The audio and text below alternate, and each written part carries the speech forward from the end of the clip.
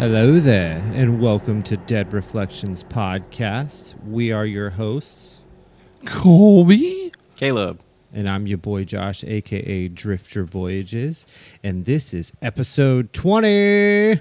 Let's fucking go. Dude, this is the end of an era, an end of a season. 2 decades worth of... Oh, man, thank you so much for watching or listening. New episodes are dropping every Monday and Friday. Our goal here is to give someone at the table chills, and if we're lucky, we might even send those spooks along to you. and as always, before we get into the stories, we have a couple familiar with failure updates. Upcoming show dates, we have July 9th in Midland at Sound Deep Forever Fest, August 4th in San Angelo at the Dojo, and then August 5th in Houston at the White Swan. New shows are always in the works, but we wait till dates and venues are secure before we announce them. We have 2 brand new shirts available at shows only. Our Broken Tongue shirt, which has a skull with a dagger through it and the song title written across the chest. The other is our song Injustice, which has a variant of our logo on the front and a mace accompanied by lyrics on the back. Come to a show, check them out while they're available. And on the topic of merch, what do y'all have on today? I just realized, Josh, you and I are both wearing ghost shirts. But not the same ghost. This is Ghost, satanic rock metal Is that the one I band. got for you? I'm not sure. I don't remember. No, I think I bought this one. Oh, yeah. Well, yeah, I don't even It was remember. similar. Yeah. But yeah, no, Ghost, if you live under a rock, they're a giant satanic I will rock say band that right I had now. no idea about them until you told me about them. I mean, you would have like eventually found out about them because they're actually going on tour, right? Yeah, they're I saw that and I constantly was on going to tour. message you and be like, so I don't they're playing remember in the last Austin. time they weren't on tour. Austin, Dallas, and like San Antonio or some shit. Yeah, I don't know. In like July or something. They is big when they're time coming. now.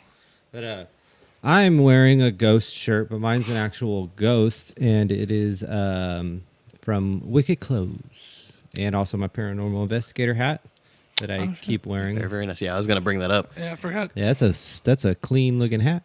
It's an ant. It's a That's an hormiga. It's a hormiga. Hormiga. We Caleb and I just started the new season of a independent minor league baseball league, and If you just can't get enough of Kolby and I's voices and you Yeah. want to hear us talk about nothing related to this podcast, if you want to hear me say base it into right field type of shit, It's like a type of ASMR. you can purchase a Weimer's Hormigas game on stream for I think it's like $6. $6. Oh, that's cool. Yeah, and but yeah, we do that, and this is the hat of the Weimer The Hormigas. team that we are the voice Hormigas. of. I am wearing, I just got this shirt in like yesterday. Nice. It is Microwave, a band out of Atlanta that I like a lot.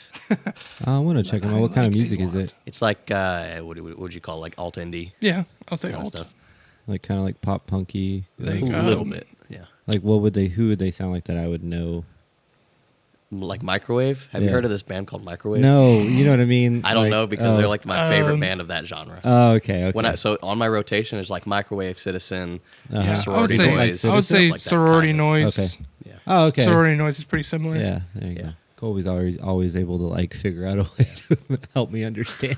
Yeah. But yeah, I'm if you haven't old. heard of it, check them out. I do like them a lot. And they're on like Spotify and all that Everything, stuff. We'll yeah. link to They're Spotify fairly- in the fairly show large band. notes. I'm excited. I'll Well, jam them tomorrow at So work. last time we did not draw from Stephen Alexander because this is a special episode. And Kolby, you did all the work for the stuff after the episode. Do you want to explain exactly Yeah. why this episode is special? So if you're listening, you missed out. Or if you're listening in the future, you missed out because we're doing a live Twitch event after the recording of this, and yeah, we're playing a little horror game. It's basically Family Feud style, but it's just Josh and Caleb. I'm so And, scared. yeah.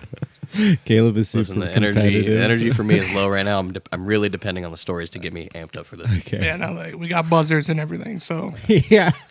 if you're watching the stream, stay tuned for that. Yeah, please Don't stick leave for around. that. It's going to be super fun. Another thing is we are also reading a couple of fan stories that we've got sent in that we're going to drop for the last episode of this season. Eternally Short, who I see over there in the chat, he sent me a story, and Juno, Cryptic Juno, he sent me a story, and then Odin, who's our buddy that we got to meet at one of the shows that we played at. He sent a story, a little short story. And then I guess the last little like housekeeping thing is that this is going to be the end of us doing live streams on Monday nights and those episodes coming out on Friday mornings. We're going to be rearranging stuff because we do have work and stuff that we have to organize and get situated correctly. So it's just a growing pains. We're gonna drop it down to one episode a week, right? For a little while. For a little while, yeah. Yeah. Yeah, dude. We pumped out a shit ton We're of 20 episodes in. I know. We still haven't really worked out the details, so go follow us on socials to keep up with that. We'll definitely keep you posted. So since we did not draw, what are we on Instagram? At Dead Reflections Podcast. Yeah, I think that's on everything. Yeah. Okay. Well, no, a couple of them are pod because it was like too long. Gotcha. Stupid Okay. shit. Well, so since we didn't draw from Stephen Alexander, we have no topic. We had free range on this one. Mm-hmm. Can y'all give a little bit of what you? Mine has to do with. I'm trying to think of how not to spoil no, it. that's like I same way guess for like me. it's a little culty, Okay. shit. Yeah. Mine's pretty fucked up. Okay. It takes place back in, I want to say, like the 80s, maybe 90s, because there's no way that This happens right now. this happens right now, because it's just it's so stupid that like the events played out. But it's basically it's about a school counselor or a school psychiatrist. I think he had a doctorate in psychiatry. Okay. But yeah. That's all you're gonna divulge. Yeah, Oh, pretty man. Gotcha. Okay. Again, same with you. It's very touch and go. I can't give too Yeah. much away, but basically, the title of the story is "Return to Sender," and Oh shit! it's a story that I found by a anonymous user on Reddit. It's like a little pen pal story. No, Oh, and that's kind of all I'm gonna keep it at. okay. All right then. Well. All right, so y'all ready to- we're gonna get started. So I have the boner, so that means You'll be ending our episode Yeah. today before we get into the game show. that works. Before we start, you said you wanted to read one of the fan stories, right? Or no? I mean, we can. It's whatever I you don't want to do. care. I don't mind reading all of them. I don't care. Oh, since we have 3, let's all read one. Okay, yeah, we'll do it like that. All right, that's okay. We can start now. All right. Well, mine is my story is simply called "World's Best School Counselor." Oh boy. Pause. Pause. It's on your flannel just right there. We're looking for the lighter to God. light our candle that we have every episode in the center of the table. 20 episodes in, we have a decent amount of wax built up in Yeah. the center of this table. We should melt it down and make our own candle. Oh my god. All right, a little piece of table in there. When I was 12, I came to the conclusion that everyone in the world, including my own family, was against me. I was never a problem child, but my parents sure treated me like one. For example, I used to need to be home by 5 p.m. every day. This clearly restricted my amount of playtime outdoors. I wasn't allowed to have friends over to play at the house, nor was I allowed to go over to anyone else's. I had to finish my homework directly after I came home from school, no matter how long it took. My parents refused to buy me video games and forced me to read books, and then write a book report to prove I actually read it. Now, even though these rules listed above were quite frustrating to me as a child, they aren't what upset me the most. What really hurt was the lack of compassion on behalf of my parents. My mother, who was a bitter woman, who always made me feel guilty about accidents or mistakes I've made. My father only knew one emotion, frustration. The only time he spoke to me was when he screamed at me for receiving poor test scores or beating me for misbehaving. But enough about them. Let's talk about my school's psychologist. For his own privacy, we will call him Dr. Tanner. Like most junior high schools, a psychologist is always available on campus during school hours to assist any students in need of counseling, whether it's emotional, academic, social, behavioral, etc. To be honest, I've never seen any students talking with Dr. Tanner. Every day I would walk past his office on my way to the cafeteria and peek through the door's little window. He would always be alone in there, working on some paperwork. I guess that most kids were too afraid to speak about their problems to an adult who was practically a stranger. For this reason, it took me 3 weeks to muster enough courage to go into his office. March 2nd, 1993. I forgot there was a date in it, so it's early 90s. Gotcha. That makes sense. The late 80s and early 90s are like the same. Yeah. March 2nd, 1993 was the day I decided to voice my troubles to Dr. Tanner. During lunch break, I stood in front of his office door and knocked. Through the window, I could see him raise his head, smile, and motion me to come in. I did. He greeted me by introducing himself and asking for my name. Dr. Tanner was a very soft-spoken man who seemed to radiate kindness. In less than 30 minutes, I rambled to Dr. Tanner about how mean my parents were to me and how they didn't care about me at all. After a while, my voice began to quiver and I stopped speaking. The psychologist listened patiently to my whole spiel, arms folded and head nodding.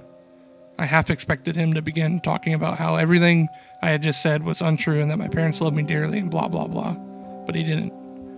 Dr. Tanner leaned towards me with a grin on his face and said, "You know, I'm the best school psychologist in the world.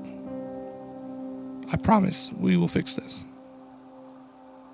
Cocky. I rolled my eyes. "Okay, but how?" I asked. "I have my ways," he replied. "I'm a man of my word. I promise that within just a month, the relationship between you and your parents will change for the better. Forever." After a brief pause, he continued, "Although I do need you to make me a promise. You have to promise me that you'll come back to my office after school tomorrow and that you won't tell anybody that we had this conversation today. It'll be our little secret. I promised." The following day, I returned to Dr. Tanner's after school. It was around 4 p.m. when I entered his office. After a warm welcome, he asked me to have a seat in front of his desk once again. Upon sitting down, I watched Dr. Tanner close the blinds of the door's tiny window. "There," he smiled. "Now we have all the privacy we need."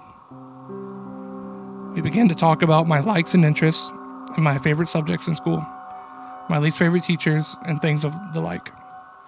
About an hour into the conversation, Dr. Tanner offered me a soft drink.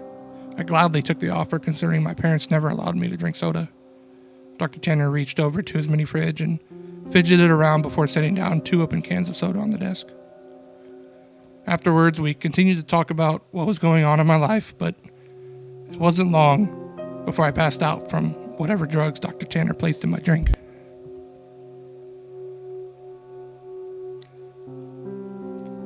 It took me a minute or so to adjust my blurred vision upon waking. And when it did, I had no idea what to think. I was handcuffed to a bed, and my mouth was sealed with duct tape. I immediately began to panic, squirming and tugging at the cuffs, but gave up soon after. My eyes widened in disbelief after looking around the room. There were posters of superheroes pinned up on the walls and photographs of famous athletes on the shelves. In the middle of the room was an old television and Super Nintendo, various game cartridges stacked alongside it.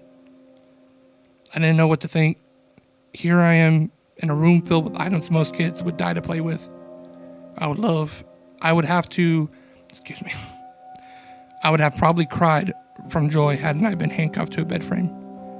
My stomach sank again as the door opened and Dr. Tanner walked inside. He sat down on the edge of the bed. "Now listen," he said.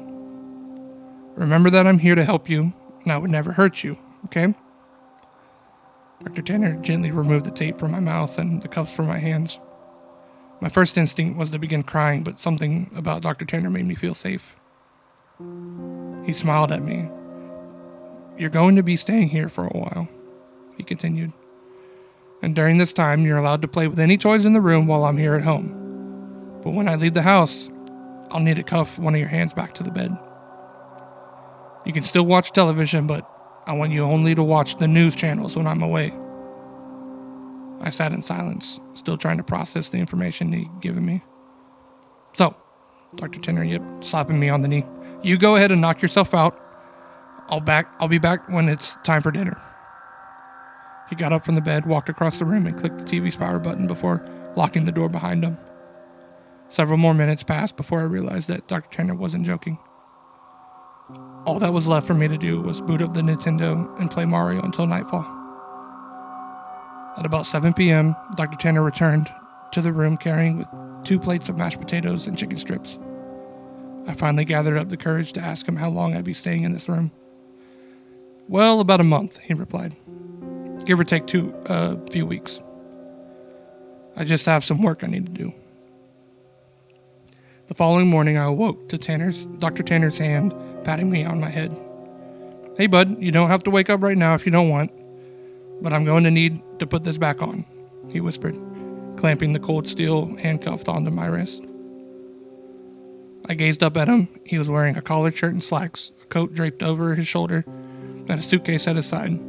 He looked just how he always did when I saw him around school. Before leaving, he placed the TV's remote next to me and told me to turn it on and watch the news. First thing I saw upon turning it on was a breaking news segment. An important-looking police officer stood at a podium surrounded by people with microphones. I happened to begin viewing halfway through his speech. A statewide Amber Alert has been issued as of this morning. We have several investigators working towards identifying potential abductors. But as of right now, there's not much evidence. Faculty members state that the boy had been last seen around 4 or 5 in the evening on... I began to feel nauseous as the photograph of me appeared on the screen. It was my yearbook picture from last year. Captions for the photograph displayed my name and age, my school, my town. Above my picture were alternating titles. In all caps, FBI begins search for child and kidnapping suspect unknown and potential runaway. The live footage continued, and 2 figures I soon recognized as my mom and dad stepped up to the podium.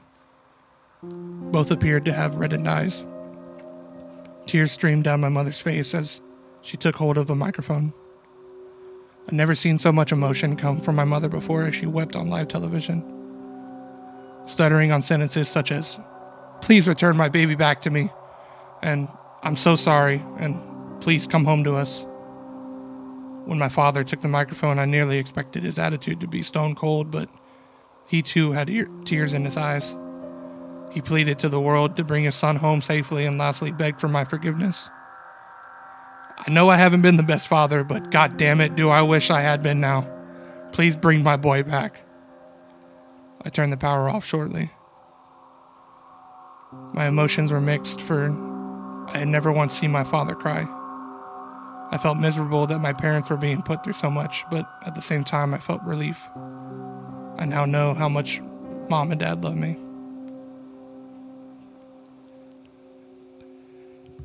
Nearly 4 weeks have passed and Dr. Tanner has been treating me with the utmost respect.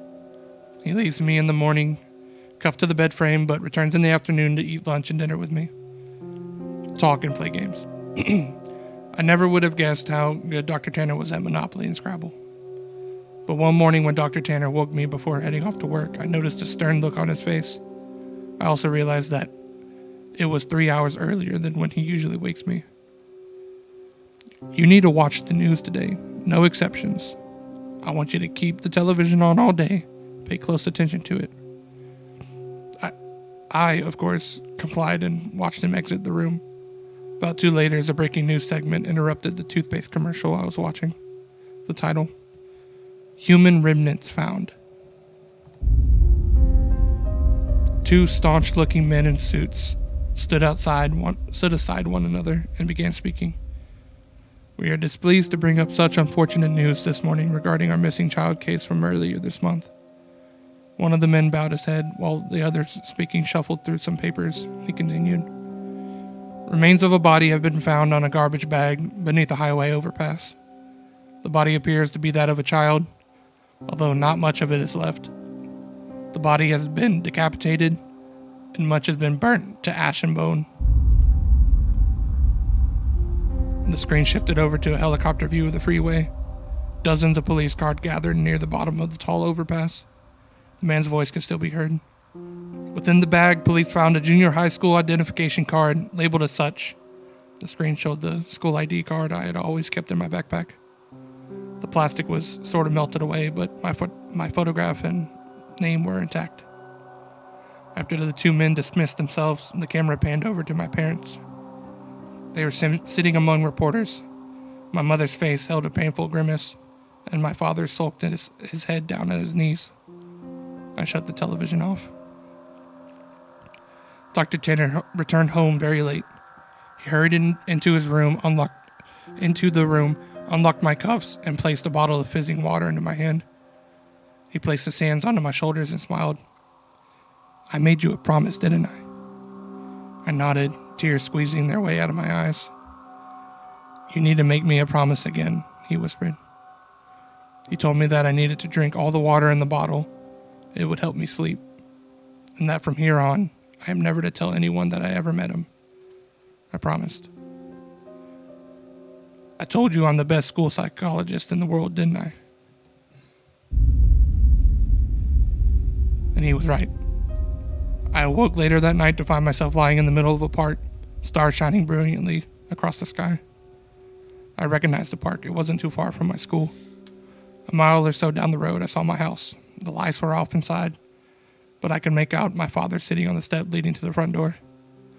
I hesitantly called out to him. He lifted his head slowly, but when he saw it was me, he sprang to his feet, ran towards me, arms open, yelling my name. My mother erupted from the house behind him. Dr. Tanner was right. Things have changed with my family and I. My parents smile more often and treated me lovingly. I couldn't ask for a more perfect ending. Every now and then I see Dr. Tanner on campus walking to and from his office. Rarely do we ever make eye contact, let alone speak to one another, but sometimes he'll shoot me a wink and a smile. I'll always keep my promise to him and pretend I never met him.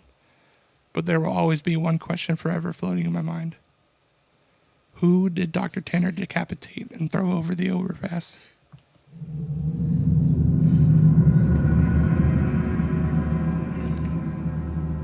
What the fuck? I told you, a little fucked up. That was a I did not expect that story to was turn. I right about like how could this like I don't see this happening today. No. There's too much technology and things involved to like Right. But, and plus like the actions of the main character. Like I know he's a junior high schooler, like he's probably like 13, 14. But like come on, dude. Like you're just gonna be like, chill with all that. Yeah. Like I don't know. I guess they tried to justify it with the fact that the psychiatrist like gave him everything that he wanted. Right, so yeah. he wanted to experience all those things. And it made him easier to trust, but see, how did the dude know that he never like had toys to play with? Well, he did tell his whole story, didn't he? Yeah, he I guess, yeah. Just splurged. So he beginning. probably went to the store right after that, got everything, all that was needed. So that means whatever he put in the soda initially in the office knocked him out long enough for him to go get shit to decorate the room with and have toys for him. Fucking A, dude. That's crazy. I mean, child abduction is not okay by any means, even if you're trying to help the family. But I am kind of glad that it helped the parents open their eyes and be like, "Oh my God, we've been terrible to our child." And I don't know what's more fucked up: kidnapping a child for good or killing a random child. Yeah, that was the other thing. It's like thrown in there in like such a nonchalant way. Like, where did he find that child? Yeah, was it his own? I mean, like he couldn't fake remains, not unless he went to like a graveyard and dug up a fucking like or something. Well, the thing is he did it so perfect so that I don't expect that to be his first time doing right. that. Yeah, he knew what he was doing. Yeah. And I don't know if he said or if it's known in the story if Dr. Tanner had been there for longer than X amount of years, or if he's like a new psychiatrist that's on campus this year. No idea. Because he could just be getting, drifting like from town to town. The whole thing with like him still working. He didn't bounce like nothing. Like that's what's weird. Yeah. He was he knew that he got away with it. got away with it. Yeah. He knew that he was going to get away with it. Yeah. That was an Just interesting that twisted story. mindset of where he justifies it as in he's helping this kid. It's just like every villain in every story, they think that they're doing good. And I mean, in this case, he was, but in a very extreme and fucked up way. Right. Yeah. And it's just, I mean, if you think about it, villains in comic books, they want to wipe out, like Thanos. He wanted to wipe out half of the existence because it made sense and it would make the world a better place. Like, and in a way that makes sense, but it's terrible. Yeah. Oh man, that was a good story. It was very interesting, and the climax on that was fuck. You know, That was crazy. shout out to the author of that. Yeah. I'm glad hell you yeah. went with a story like that too, because mine's kind of on the same path of like not paranormal. Wow. It's just kind of weird, creepy story. Mine's weird too. Gotcha. Okay. Man, did we not go with paranormal I don't think this time? so. That's Maybe crazy. not. We all just subconsciously were like, nah. I'm excited about these fan stories too because I scanned through them, but I haven't read them. So I'm gonna be just as surprised as you guys Gotcha. when we get into that. But Trying to yeah, go so down to you're the next, bottom huh? to find the- Yeah. So how do we want to do that? Do we want to read a fan story right after our story, or all the fan stories at the end? Might as well just do it all at the end, and we'll just go back around. Okay. Yeah. All right. So we just need to hit a break, and then I'm ready to go. All right. Yeah, We'll be and, right. And Go by ahead. the way, that my story was by Creepy Carbs. Creepy carbs. Carbs can be very creepy. We'll be right back after this brief sponsor break.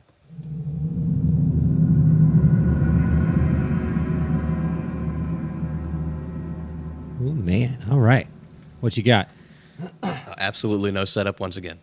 So we're just gonna hop right into the I'm story. liking this diving into Yeah. shit. This is cool. Not a whole lot of setup. So this story is titled "Return to Sender." My neighbor is one of those annoying wannabe YouTube personalities. Over the years, I've seen him cough out cinnamon, lay flat on the hood of his car as it slowly creeps down the driveway, and douse himself in lukewarm water, all while screaming, "Epic win, epic fail," something like that. It can get tiring to watch him go about his shenanigans in the pursuit of viral fame. So when he knocked on my door the other day to tell me he was going away for a few weeks and asked if I could get his mail, honestly, it was a relief. I can't explain the peace of mind I had knowing I didn't have to brace myself for any of his stupidity for a while. I was always afraid of his stunts. I was always afraid his stunts would wind up bleeding over into my life. Things were pretty normal for the first couple days. He received a few bills, a bit of spam, and what I could only assume was a birthday card.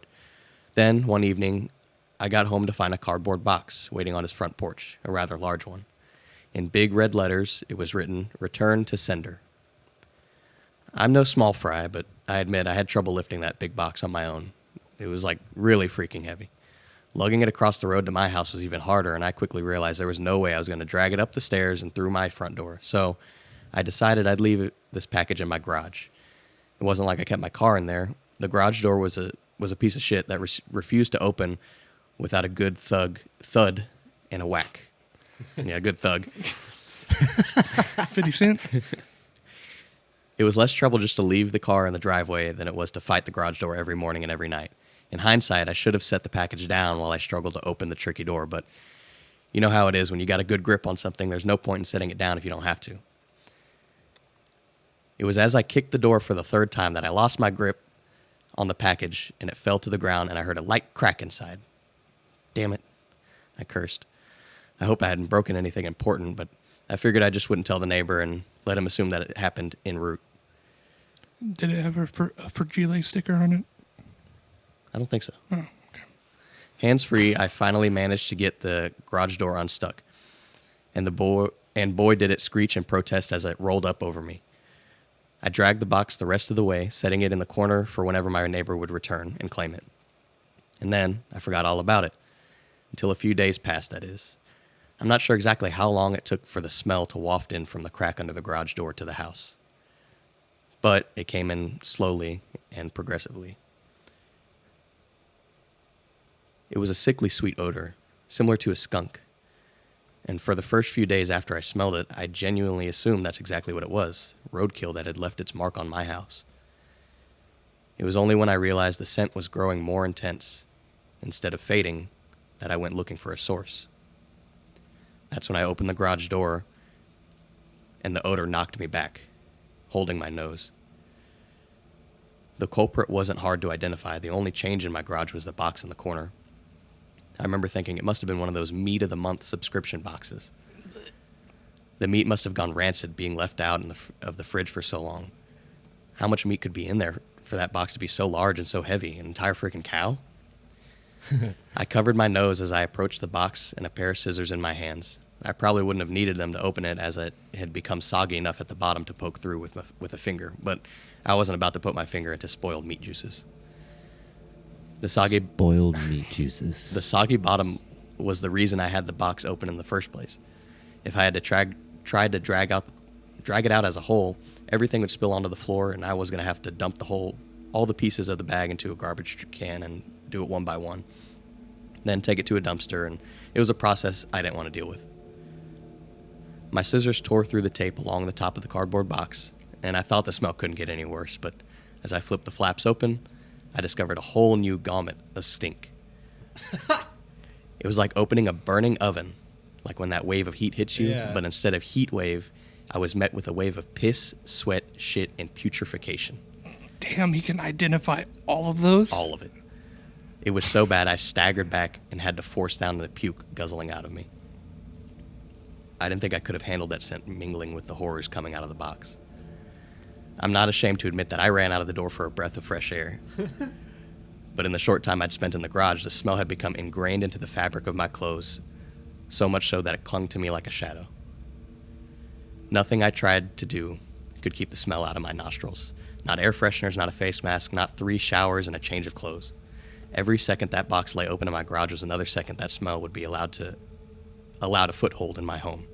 I had to bite the bullet. I returned to the garage, the flaps of the box still open as though inviting me to look. I was prepared, a clothespin, pinning my nostrils shut, a garbage bag in one hand, and the strongest cleaner I could find in the other. Long rubber gloves to keep my skin from having to touch whatever was inside, but as it turns out, I needed none of those things. I wouldn't have to touch or clean the contents of that box.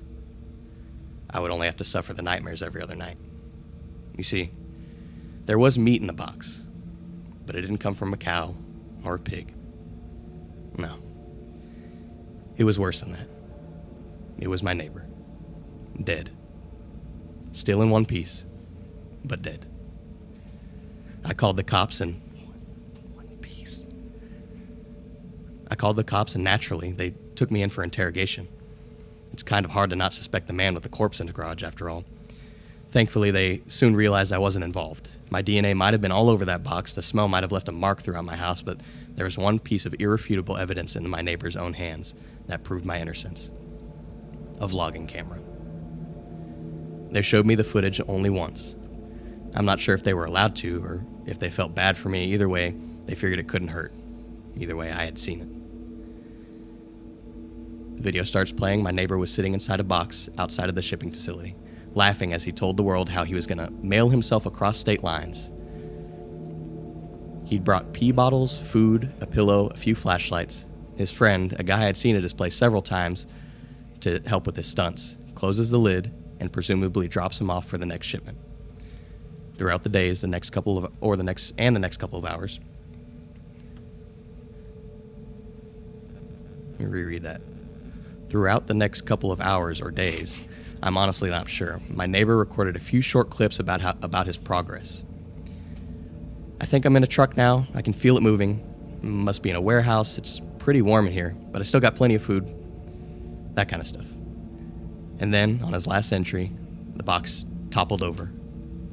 Broke his neck. Damn. And that was it. The camera recorded either until memory card got too full or the battery died. There's one thing I didn't tell the police after they showed me the video. Only one thing that I could hear in the footage that will haunt me till the day I die. Just after the tumble that broke his neck, I heard the familiar screeching sound of my garage door.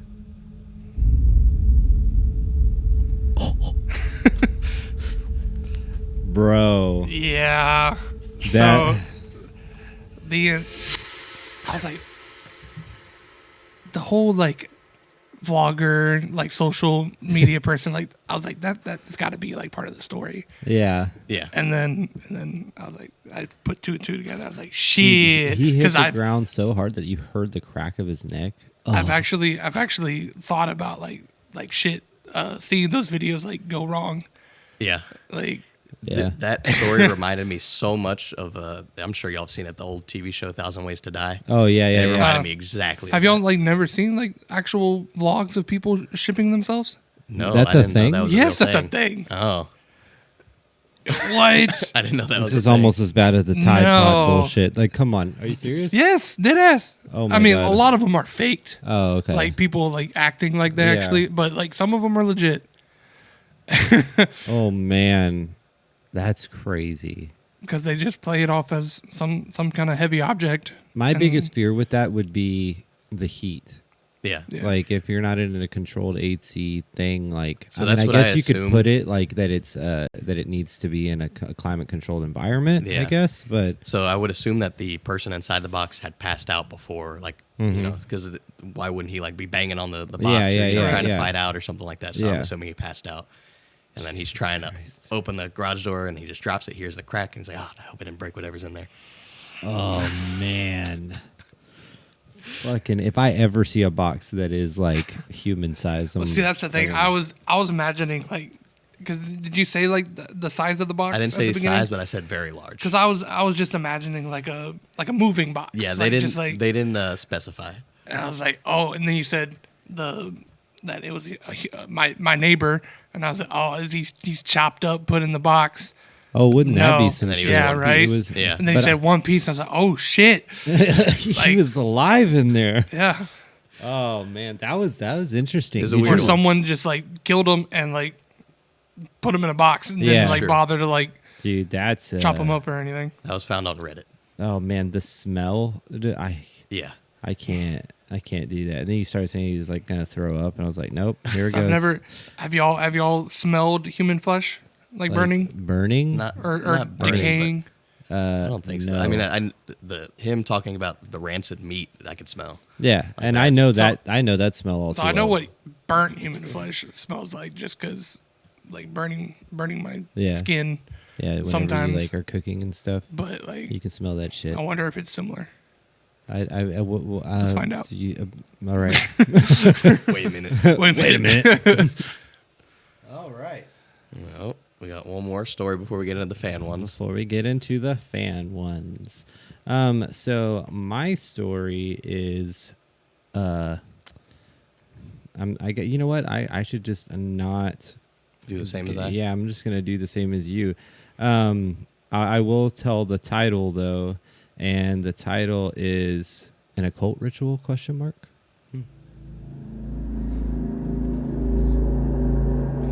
Going rituals tonight, are we, Josh? Okay. So before I start, I was fresh into college, young and dumb to the world. I needed some quick cash, and not a lot of businesses were hiring at the time. So I turned to local pin boards at coffee shops and things I found online. Most jobs were simple, like mowing yards and helping older folks with moving heavy furniture. I was through the moon whenever I saw an established-looking woman walk up to the pin board at the local coffee shop with a sign that said "Help Wanted." I walked up to her with a smile and asked, "Hello, ma'am. What is it that you need help with?" She was beautiful for her age, wearing a nice dress and a summer hat. She looked me up and down for a second and started to smile almost sinisterly. I remember thinking that was weird. Then she replied, "Oh my, you will be perfect for this." We needed someone to watch over our home while we were out for the week. Someone we can count on to keep our home and things safe. You seem like a very strapping young man. Are you interested? I was a little taken back. Usually people ask family and friends to house sit for them. But I was desperate for work, and judging by the look of this lady, they would pay good. "How much for watching the house for a week?" I asked. "Oh, we will pay $150 per day," she responded. $150 a day? I was shocked. That's more than some people make in 2 weeks working around here, and it's straight cash. It's like roughly like $1,050. Yeah. I would be dumb to pass this up, I thought. If you will have me, then consider it done, ma'am, I said.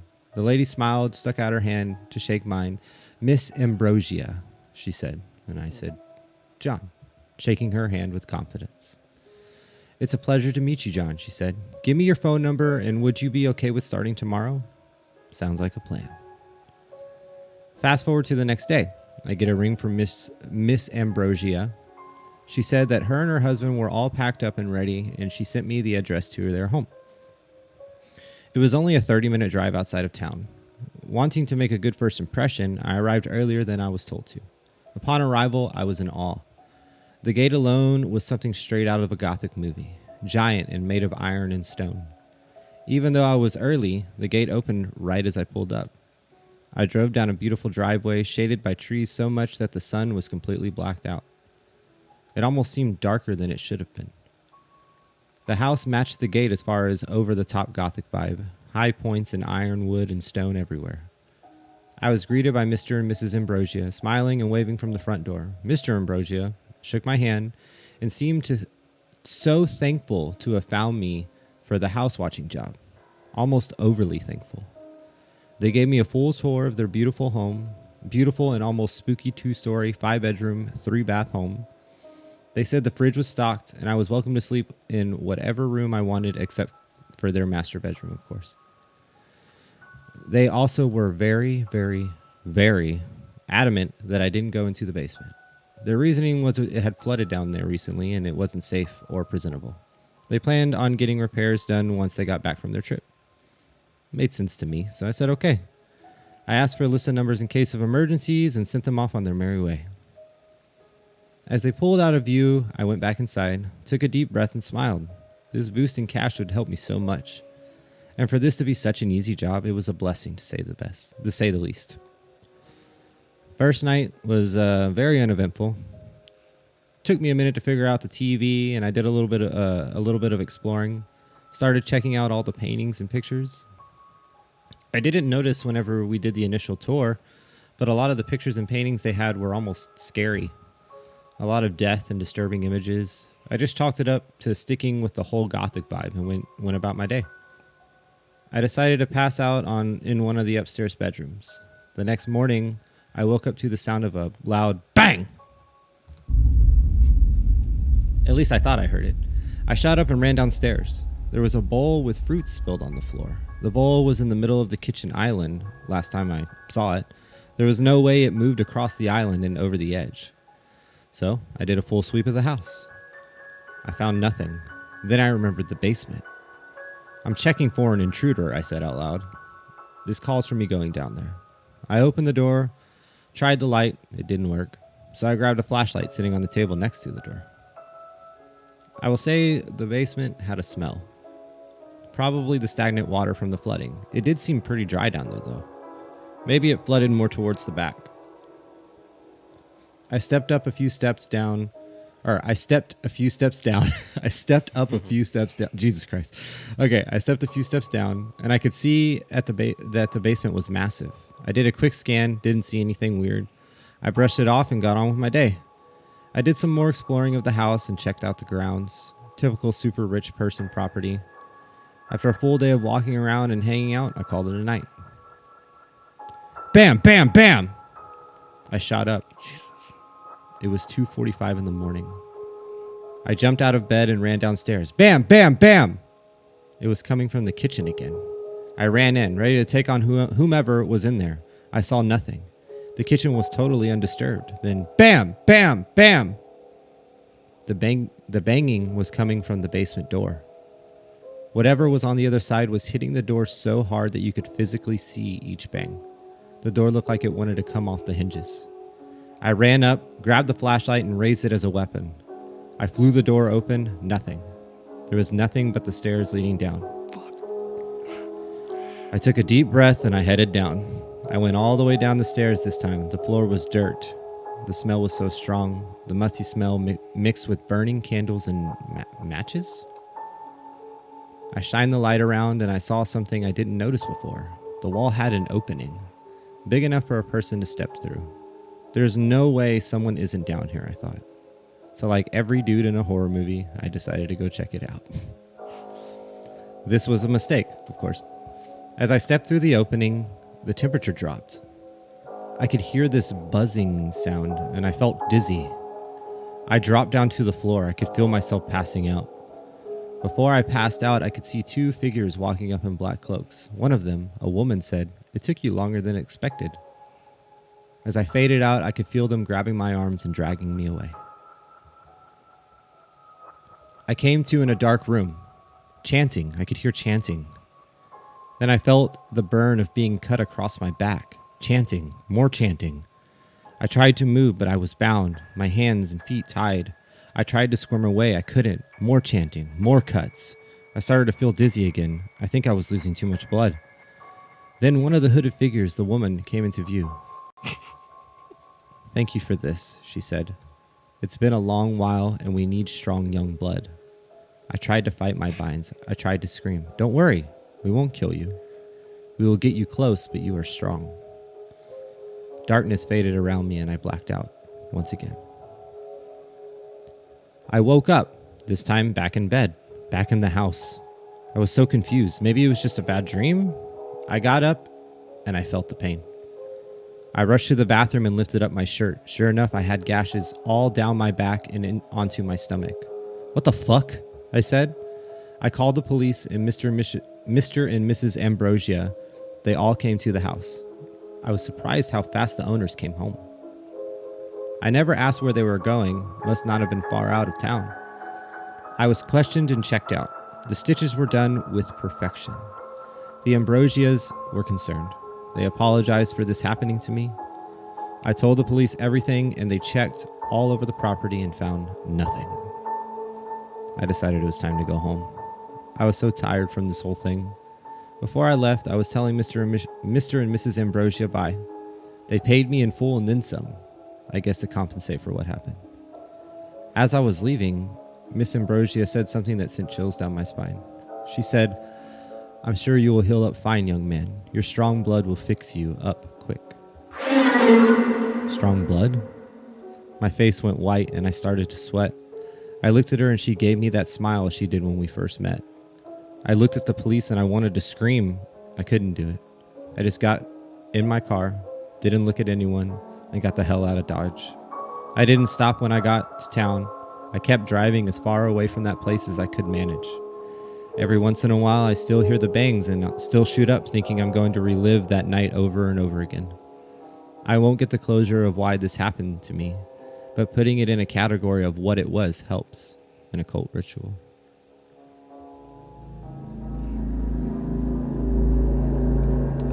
Very creepy. I think that's a lot creepier than mine.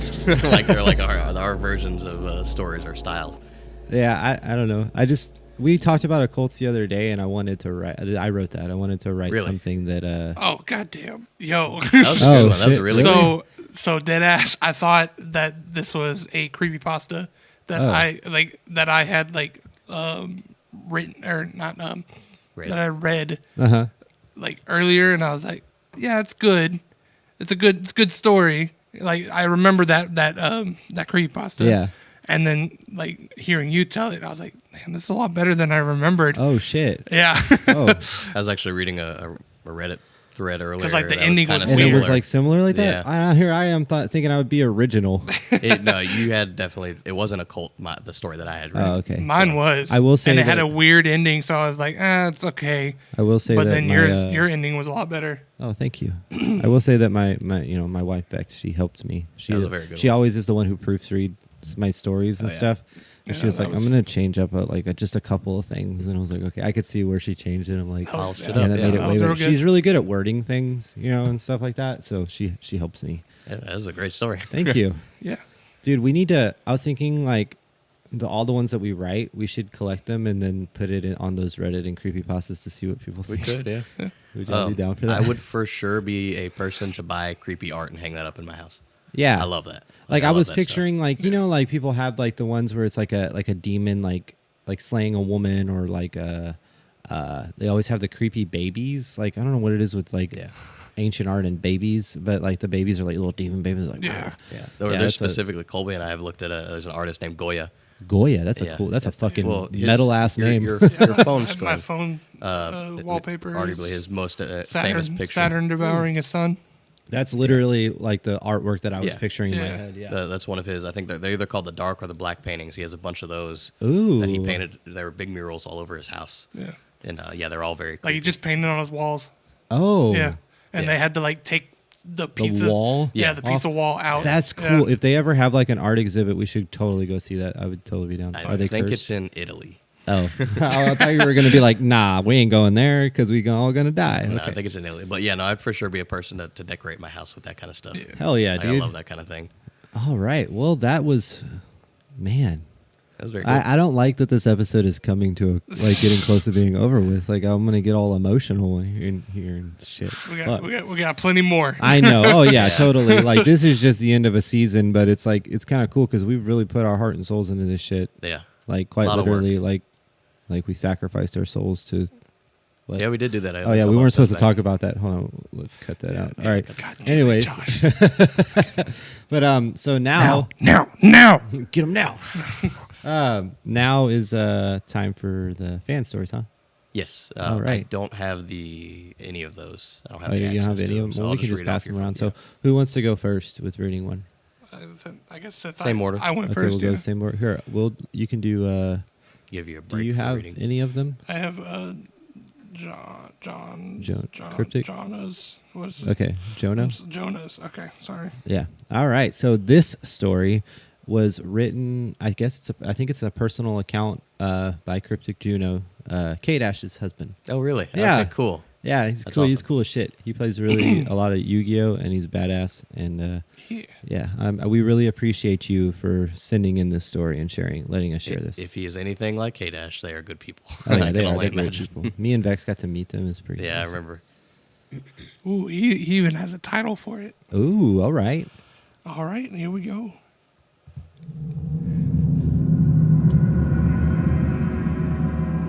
Hey guys, I know most of you don't know me, but I'm a friend of Josh via Twitch and other socials, plus I know the podcast on Twitter and Spotify. I was finally able to listen to the podcast at work via Spotify, and I wanted to let you know that you guys are doing a great job and the stories you tell are interesting and spooky. Thank you. Thank you very much. I'm also writing this email because I wanted to share my own major paranormal experience from my childhood with y'all, and to possibly hear your reactions / interpretations. Plus, in the spirit of the podcast, I'll make it as eerie as I can to make for an entertaining read. I call this story The Unseen Visitor. Can we light the second candle for them? Ooh, yeah. Let's go for it. If I can find my lighter. You said the unseen visitor? Unseen Visitor. Motherfucker, I just burnt the shit out of myself. Shit heard it. That shit hurted. All right, let's go. To give some background details, I was 7 or 8 at the time, and I was on a family vacation to Orlando with my mom, sister, uncle, and stepdad. We stayed at a budget hotel in a town like 45 minutes to an hour away from Orlando, and it was the 4 of us in one room with 2 separate full-size beds and my uncle in another room for the duration of our trip. We drove nonstop from Pennsylvania, and once we got to the hotel in Florida, we all knocked out immediately. My mom and stepdad in the bed closest to the door, while me and my sister slept in the other bed closest to the bathroom. Later that night, I woke out of my sleep for seemingly no reason. No nightmares, no eerie feelings, no sense of danger at all. I was just awake. I laid there in bed, hoping to go back to sleep for a while, staring up at the ceiling in almost pitch black hotel room with the only light from the window illuminating the walls and ceiling. Suddenly, I heard the handle of the door into the room start to jiggle. I don't think anything of it because I knew my uncle was in the other room and maybe he was stopping in to check on us or get something from the bags or whatever. This was not the case, as I would soon learn. The door opened quickly, hit the doorstop, and just stayed open with no one standing in the doorway. I sat up and stared out the door, confused and alert, waiting for something to happen. The next thing I saw was a quick, blinding flash of light, like someone took a picture of me with an old Polaroid camera. Once I was able to see again, the first thing I noticed was that my room was empty. My parents and sister were gone, while I was still in my bed. The door was still wide open. I began to hear my parents calling me from the ground floor to come downstairs to the car. and that it was time to go to the parks. I thought to myself, it's the middle of the night. Why are we leaving now? But I got up anyway and left the room. I looked over the railing to where we had parked and saw no one at the car. Not inside nor out. But I could hear them clearly calling my name, telling me to come downstairs. I walked down the flight of stairs leading to the parking lot and still saw no one from my family at the car. I then heard my mom telling me to come to the pool. Let's go for a swim before we leave. I walked to the pool gate and it opened up for me, just like the hotel room door did. I have no explanation as to how I got past it, as it was locked with a padlock on the gate door, but it opened anyway. I got to the edge of the pool and the familiar voices stopped calling to me. I stood there for a few minutes before I seemingly snapped out of whatever trance I was apparently in. I then proceeded to walk back up to my hotel room where the door had now been shut. I knocked on the door and my mother opened it. She looked confused, startled, and terrified all at the same time once she opened the door and saw me standing there as confused as she was. She didn't know that I had left the room because from her perspective, in her sleep, she heard the door shut and shortly after it had closed. That's when I knocked.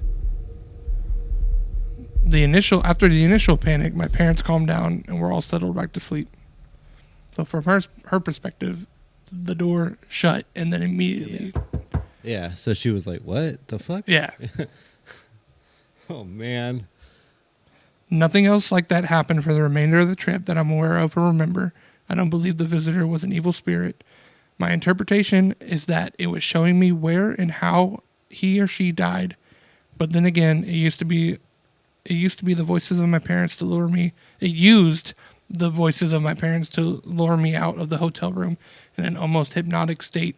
So I can't honestly say for sure what it had on the agenda for me. It's always been a desire of mine to return to that hotel and see if I could have something happen again, like if the visitor remembered me or something along those lines. But I can't remember for the life of me which town the hotel is located or which hotel it even was.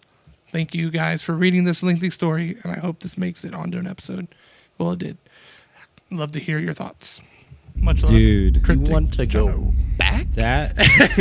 That one You want first to thought go is back? you wrote that so well.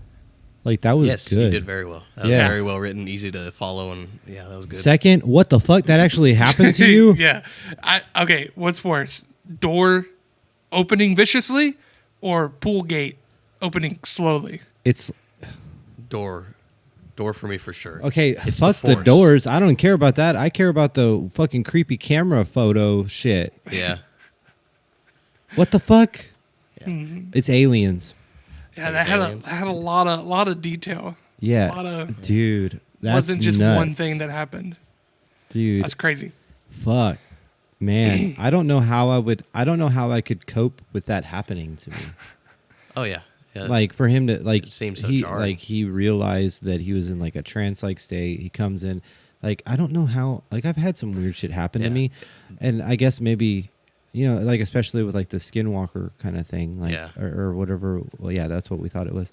It was one of those things where your brain just kind of like is like, all right, that happened. Yeah, bye. Like I'm not Like, gonna think about that ever again. Say we were at Compartmentalizing. Yeah, compartmentalizing. Say we yeah. were at the motel in Lubbock again, and Caleb was who it happened to, and you were in his mom's place, and that same situation happened. What would you do?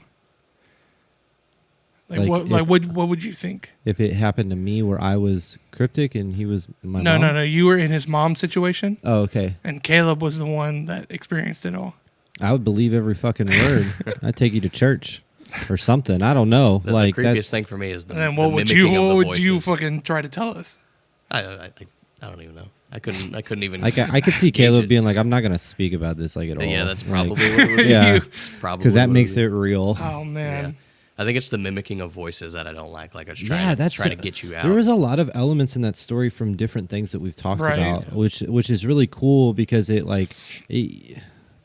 can, I've heard people that talk about like aliens, like ghosts are actually aliens, like fucking with you, Mhm. and like and then skinwalkers with aliens, and then skinwalkers with ghosts, and like all of those three things specifically, like I felt like the flash of light is very Aliens vibe. Yeah. The trance-like state even, but also not only Aliens but very ghosty vibe. The projection of voices is very Skinwalker vibe. Yeah. Like it's just like that was, or at least like current or like new age Skinwalker. Yeah. Like shit that we've seen. that was a good ass story, and I am so sorry that happened to you. Yeah, it's definitely going to be one out of the stories that we told. I think that's going to linger with me more. Yeah, more than just all. thinking about that, and then the door, factor. like how he said it was locked, like the pool gate was locked, but he got in there. It opened for him regardless. So I think we need to do some research on haunted hotels in Orlando. Yeah, see, We can do that. he said it was in Florida. He said it was, That's right. they went to Orlando for vacation, but they stayed in a separate, like a smaller town. I guess But he can't remember the question town for name. him. The initial door opening, when it slams open, he said it hit the doorstop and it stopped. Was it like someone slammed it open and held the Yeah, hand over? that's what I 'cause got. Normally it would bounce Yeah, back. right. Was it something Ooh. like peered in and like They were just held it open? Yeah. And then That's what I was- took a picture, Jesus Christ. and then he Yeah. went walking. I didn't even think about that. Yeah, because I don't know. It's very weird detail. I wonder if he remembers that or not. Dude, I don't know. That was yeah, you're right. That's a story that's gonna linger. So thank you so much, Curtis Juno, for sharing that with us. That's gnarly, dude. If you've got any more, because Oh yeah. fuck. And also props to you on how you wrote that. Like that was Very some well done. pristine writing. Yeah. But now you're gonna do one. Yeah, I'll do one. This is from Odin, Yeah, our boy Odin. Let's go. and it's a fairly short one, so we'll just get right into it. He Show. didn't title this one, but he says, I was around 12 when this happened, but this was my personal experience with a shadow figure. It was late at night, everyone was asleep, and I was in the front room playing computer games. Around midnight, I saw something peeking out from around the corner of the doorway in my peripheral vision. When I looked over, the figure was gone. I got up and went over to the door to see if anything was there or anything down the hallway to the living room, but I didn't see anything at all. And that was it. That's it. So Odin just straight up saw a ghost man. Dude, shadow guy. those are the kind of stories that I hate because there's no sense of closure, nothing, and like it's so abrupt and quick, and it's Yeah. like you can't. Can't explain it away. No, It's and just- it makes it more real for me. Like I think the short like encounters make it more real for me than these drawn out things where they're running and all this, the very horror movie shit. So remind me, was it on this podcast? Was it on our podcast, or it could have been somewhere else where something was covered? The idea that the thing that you see in the corner of your eye is something, you just didn't get a full glimpse of it. Yeah. Is that I- what did we we did. cover I that? don't I know think if that's a we- different podcast. Gotcha. 'Cause Ever since I heard that, I think about it all the time. I remember 'Cause you I'll, talking about that. Yeah, I'll Yeah. see something. I'll be like, okay, you can go on. I'm not going to acknowledge you. Just get. Well, I mean, I've had the corner of the eye thing when I was talking about working, and I thought it was my manager with black shirt, and Yeah. and I felt the brush of wind Yeah. and everything, and saw him go. In the It might corner have of been my us eye, that too. talked about that. Maybe, but I for don't me, know. it's literally like just little things that'll like jolt away or something. It's like very corner of the eye. I dude. barely see it. This happens often. This happens often. I also did get new glasses. I was going to say, I is it switched- because you're blind? This happened with the other ones, but I do notice things more with these because these are translucent. Oh, so God. the frame is like clear, so, So you can still see No, what's going on. no, it's weird because it refracts the light. So like every now and then the candles will flick, and I'll get like a shoot of orange that'll it'll just hit the frame just How right. do you ignore that? That would freak Yeah. me out, No, it's been freaking me out constantly. dude. I will say he's, that. he's just dying inside. It's He's just fucking terrified right now. so Odin's story is bringing up a lot of feelings for Caleb right now. We're learning some stuff. I wanted to add. So Odin and I talked a little bit at the show, and I'm not gonna say what he all told me just for privacy reasons, but he has a lot other stories and like just shit within his like inner circle. Yeah, of dude, you people. guys just start sending. I don't care if Like- they're bite sized. I love like I said, bite sized affect me more than the longer stories. And it's not necessarily stories, but like just incidences that happened. certain people do certain things. Okay, In please. his, Okay, in his, Odin, like, if you're family listening, inner circle. if you're listening or watching, please send this so that I understand what Kolby He just said. commented. Oh. Commented. But yeah, he's watching. Oh right, hell So yeah! I think please. why those hit you the way that they do is that with every other story, you get time to settle in and you get closure, and there's you get to learn characters and stuff like that. That is an experience someone had. They don't know what happened. Yeah. And they're just relaying that to you. They don't know what happened. You don't know what happened. It's just then you get to think about it for a while. There's no closure, like whatsoever. That's why it's creepy. Yeah, and it just, man. Can you move your phone? Is it getting a little bit of crackling noises? I think. Okay, thank God. Silence. Thank God. Is that what it was? Yes. Okay, cool. We have one more or no? Oh, yes, we we do. have We have one one more. Nice. And this one is from our viewer/listener, Eternally Short. He sent this to me on the Discord. Excuse me? The Discord. Oh, that freaked me out. That candle was like hot, and it like shot a wave of heat when you sat down on my hand, and I was like, what the fuck is that? Am dying. I am dying. So this is Eternally Short story. So a little backstory before the story. When I was in about 10th grade or so, I used to have this dark figure follow me, and I was constantly waking up with whatever it was standing at the edge of my bed, not being able to move or talk. So sleep paralysis. I told a couple of friends about it, and my one friend is into witchcraft and made me a protection stone. We need to get protection stones. Fast forward to the 11th grade. My other friend was telling me something was in her house and that she would wake up with 3 scratch marks either on her arm or leg. Consistently, or I guess you. Yeah, me being super into paranormal stuff, I told her I'd check it out. So I did just that.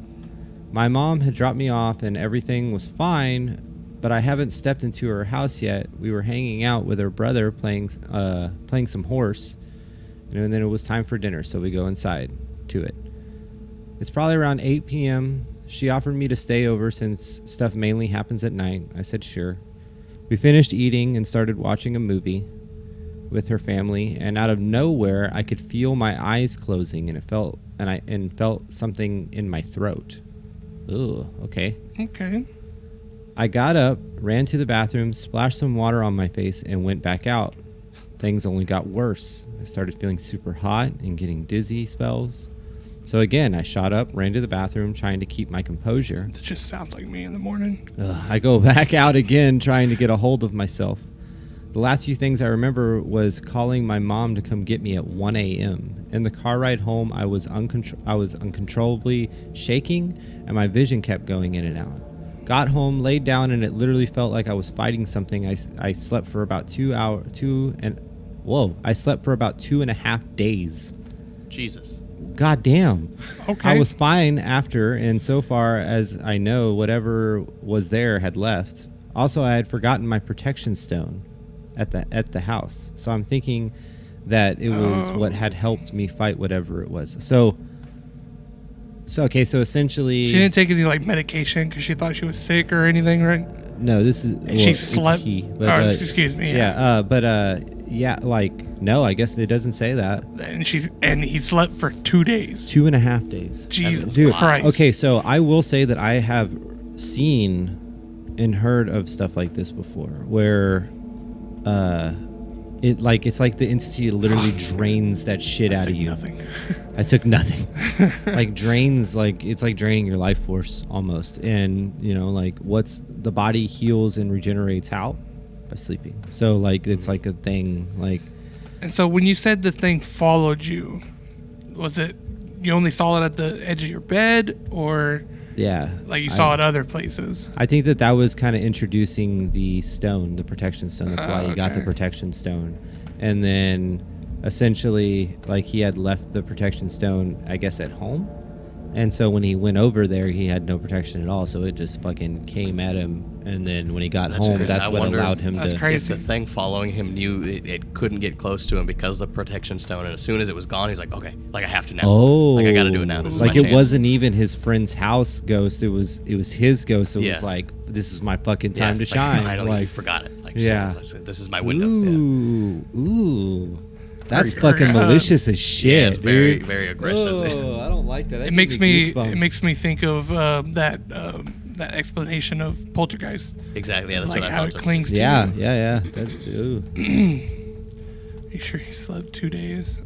Ooh. And since listeners, we are live on Twitch right now. The people Yeah. that Oh, submitted no. these stories, are in the chat, and we're kind of reading along. They're correcting us on things and stuff like gonna- that. Thankfully, we're gonna- yeah. Take us out of that zone. That was oof. Especially saying what you said. Dude, great stories. Having like knowing all of them. like the entity was Yeah, like- that conscious to be Yeah. like waiting for you to fuck up. Like, Yeah. dude, I don't like that. I don't like that at Same all. thing followed my dad before the protection stone. Oh my god, dude. No. Short. My man. So Yeah. this is a family entity. Yeah. Oh my goodness. So All right. for people that are listening, That makes me sweaty. I don't like it. It is also very hot in here. I don't Yeah. know if you're feeling that. Those were all fan stories, and if Yeah. you have a story, please email them to deadreflectionspod at Gmail. at Gmail. Yeah. And hopefully we'll catch it early enough that we can help you write it out a little bit. Yeah. And all kinds of stuff like that. Yeah, we have a spider coming down from the ceiling. Little bird. But yeah, little things like that. Any kind of short, long, whatever it is. If you would like for it to be fleshed out more, we can always work on you with that kind of stuff. Yeah. Just we'll email back and forth, and you can kind of give us some direction. Or Josh's Discord if you wanted to. Yeah, If you the really, Discord. really wanted to, like, it's hard to get your emotion of what it was across via text or email or anything like that. We can join a voice call. Oh, and just dude, totally. yeah. I didn't even Explain think it about out. that. This goes back to like some of our other stories, like the railroad killer one, the serial killer, where like a lot of that was our coworkers telling us stuff, and I was jotting down notes as they were telling it and everything like that. So Speaking of which, I want soon. I'm not sure if it's going to be next podcast or the one after that, but we're doing a story from one of our coworkers, Marcus. and I would leave it at that. Yeah. Make it a surprise. That's That'll be a good one. sick. I'm excited. Dude, I am excited. Yeah, he was the, I would say, the prime information giver on Caleb's. Yeah, on the railroad. serial killer. Railway. Yeah. Is it railroad or railway? Either one. He had Oh, okay, multiple. okay. But yeah, Marcus had a lot of information about just what happened in Weimar, like thereafter as being a kid in that area. So we're not going to be drawing from Stephen Alexander. This is kind of the end of the season. We'll start the next episode with whatever we want to do again. And Just to Did y'all, clarify, we have Odin's friend's story in here, right? it is not in there currently. It's, Well, we it's have right it, there. yeah. Okay, But okay. it'll be wax All right. sealed and it'll be So good. to that'll- go. that's And we gonna- know what it is, and you still don't. I still don't. Me and Odin were talking about it in Discord the other day. Oh, nice. Have you all been scared since Wednesday or no? Last episode. Monday. Yeah, like how long ago was it? Monday. Just last night, whenever it scared me for a moment. You were here for it. Was I like on the computer? No, you were Oh. here, right here, and I think you explained it, but it still spooked me. We have brand new in-ear monitoring stuff that we're getting for the band, and Kolby Hell and I yeah. were messing with the transmitter and everything in here. And my headphones that I currently have on they're called open backed. He Yeah. he So I heard can this and hear. I didn't. Okay. Yeah, so I can hear even like I'm not going to hear as well as him because his are closed. Yeah. All the audio is being pushed into his ear. Mine is open, so it goes out, and I can hear outside, like I can hear the fan and stuff. Oh, that's interesting. So yours is too, but not as much as mine. Yeah. So we were sitting here listening to music through this thing, and I heard very, very clearly just. I heard a very, very clear whistle, and it sounded like it was in the room.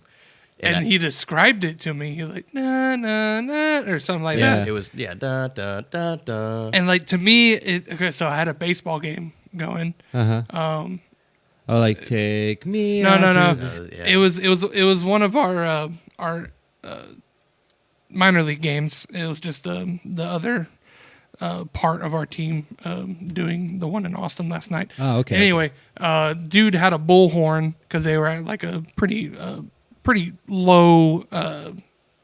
It's an inner city field. Yeah, It it's doesn't Oh, not, okay. not the Yeah. best field. It didn't have it didn't really have power at all, actually. But he had a bullhorn and he was announcing from the bullhorn. And I remember he had like a police siren on the bullhorn.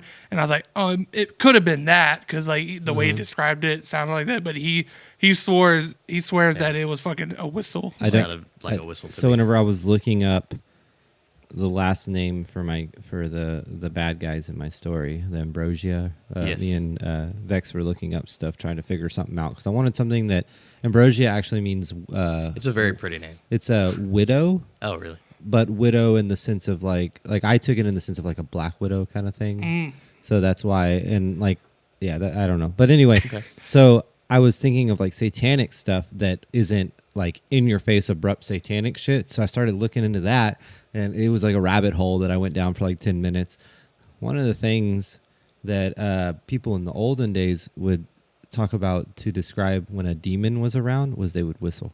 Really? They would whistle a little tune like That's cool. That's good to know. Yeah, so just to put that out there so that you understand that we have a demon here. The Kolby was successful, and they've just been hanging out this whole time, probably laughing at the fact that we're getting frustrated, or he's getting frustrated. I'm not. I don't want anything to do with it. You can be whistle again, please. But yeah, no, that was one of the things that I remember. This is literally today. I remember reading it and being like, "Oh, that's interesting." Yeah, I'll piggyback off of that. I was looking for stories and stuff, and there was like 4 that had whistling involved. I was like, I can't, like, not right now. Like, I'll do that later. That matter of fact, I think the devil himself, one of his other names is the Whistling Man. Wow. Yeah, or Pretty the Whistling interesting. something. God. Yeah, yeah. So Well, That's I very love creepy. you. Josh, do you have anything that happened? No, Nothing at all? no, not Doesn't have to be spooky every not day. really. Oh no. Oh, okay. oh no, Juke me out there for a second. So are we I closing? I do though. Oh, you, God oh, you damn do. it. All right. All right. No, it did scare me, but it was a total normal thing. So this morning I was searching for a story, and my original plan, I was like, ooh, because it was raining this morning. It was a pretty good sized thunderstorm came through Oh, our I area. must have been sleeping. Yeah, you probably slept way through it. This was at like 7:30 Oh, this yeah. morning. Because I'm used to waking up at fucking 7 o'clock now. Yeah. But anyway, my original plan was like, I'm gonna grab my phone, I'm gonna grab my vape, I'm gonna go fucking outside, Hell chill, yeah, dude. chill with Nice with cool the morning yeah. with the rain. Yeah, that sounds relaxing. I'm a weather like nerd, and so I love that shit. Yeah. But I was searching for a story, and one, it got way too fucking hectic for me to sit out there anymore. Like I was starting Coming to in get like sideways and stuff. drenched. Yeah. Yeah. Oh, shit, And so I was really? like, okay, I'm gonna go inside. And I had turned on the TV before I went out there. Put on the news, as I normally, or it's normally on the news. But the thunderstorm had knocked it out, like signal. And so I came back in. I forgot that I turned it on. It was silent. I sat at the dining room table and just continued searching on my laptop. And I was mid-story, telling my story that I told today. Mid-story, TV back on, loud as shit. They're like in the middle of the news like broadcast. Scared the fuck out of me. You're like in and you're like, whoa! Like, oh, dude, it was bad. All right. No, that's creepy. I'd have a little heart attack. Yeah, me too. Like sounds, too, dude. Sounds is such a thing. Like that's such a. We could do a whole thing on weird And it sounds. was sound and light at the same time. Oh, that's right. Yeah, 'cause, yeah. Oh man. All right. Well, is that it, guys? That's it for Man, this is the end of episode. season 1, episode 20. Hell yeah. All right. So, well, next time for audio listeners, next time you hear from us, it'll be a new season and new season, new us. Or it's not, that doesn't really work. And, Like new year, new me. And if you are audio listeners and you want to see the game we're about to play with everyone on Twitch right now, yeah, I'm sure we'll put it on upload the that. YouTube. Yeah, Yeah, we'll this upload is that on YouTube. Before we wrap up, this would be a good time since it's the end of the season to say thank you Yeah. Yes, to thank every you. single Thank you. person right now in chat viewing us and every person that's going to be watching this later on. And And listening, like it's insane the amount of support that we do have, and we Yeah. really, really appreciate it. yeah, we're at almost 700 streams. And we didn't address it, but happy Pride Month. Yes, happy Pride Month. Yes. So there's all that, but I think we're ready to wrap this one up and get into a little game show. All right. So, all right. Well, that's it for episode 20 of Dead Reflections Podcast. We'd like to shout out our friends in Terraform Podcast, Dark Hour Podcast, and our buddies in Honolulu Podcast. Here's a short clip of what that podcast is all about. Sound speed. We encourage y'all to give them a listen and go check them out. Follow us at Dead Reflections Podcast on all social medias, or follow the link tree to find our socials: Spotify, Apple Podcasts, Facebook, Twitter, Instagram, and the video version of this podcast on YouTube. Email us at deadreflectionspod@gmail.com to submit your stories, let us know how you're doing, or tell Elvira how good her story was. All band-related socials can be found at FWFTX. Please don't forget to leave a rating or review anywhere you listen. They really do help us to get our name out there and find new listeners. I feel scared with this music. Thank you for all your continued support. We love you. And remember, tell your family, tell your friends, and tell the monsters under your bed to listen to Dead Reflections Podcast. Have a spoopy night.